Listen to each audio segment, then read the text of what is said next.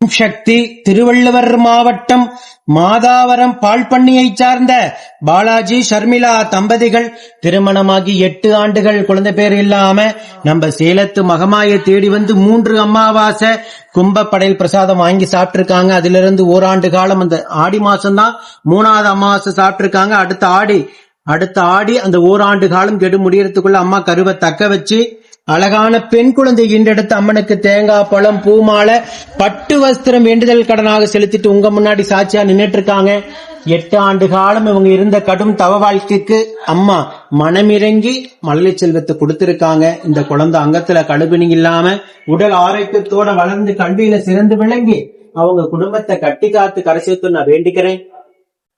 இந்த வீடியோ பார்க்கின்ற பக்த கோடி பெருமக்களாகி நீங்களும் வேண்டிக்கங்க. இதே போல நித்தம் சாட்சியாக நிற்கின்ற பக்த கோடி பெருமக்களை நீங்க கண்கூடாக பார்த்துக்கிட்டு தான் இருக்கீங்க. 8 ஆண்டு காலம் அவங்க இருந்த கடும் தவ வாழ்க்கைக்கு ஒவ்வொரு மாதம் எவ்வளவு எதிர்பார்ப்போட கண்ணீர் சிந்தி வேதனையோட இருந்திருப்பாங்க. அம்மாவை நம்பிக்கையோட தேடி வந்து 3 அமாவாசை கும்பப்பள்ளி பிரசாதம் சாப்பிட்டு அம்மா அந்த ஒரு ஆண்டு காலத்துக்குள்ளதாக கருவை தக்க வச்சிருக்காங்க. நான் எல்லா தம்பதிகளும் எல்லா வீடியோலும் சொல்லியிருக்கேன். 3 அமாவாசை சாப்பிட்டீங்களா அல்லது 1 வருஷம் கெடு வச்சுக்கங்க. அதுக்குள்ளதாக முன்ஜென்ம சாபப்பிணை கர்ம பலன் அத்தனையும் வேறெடுத்து நம்ம சேலத்து மகமாய் மனமிறங்கி வரந்துருவாங்கன்னு எல்லா வீடியோலும் சொல்லியிருக்கேன். அதே போல அந்த ஓராண்டு காலம் கெடு முடிவரத்துக்குள்ளதாக கருவை தக்க வச்சிருக்காங்க. இந்த தம்பதிகளுக்கு வரத்தை கொடுத்தது போலவே நம்ம சேலத்து மகமாய நம்பிக்கையோட தேடி வந்து படையில் சாப்பிடுகின்ற அத்தனை தம்பதிகளுக்கும் இல்லங்காம மகமாய் மனமிறங்கி வரம் கொடுக்க நான் வேண்டிக்கிறேன். ஓம் சக்தி பராசக்தி.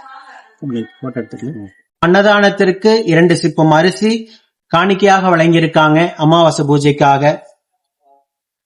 உங்களுக்கு தெரியும், இது வீடியோ மூலமா தான் யூடியூப்ல பார்த்து தெரிஞ்சுக்கிட்டீங்களா?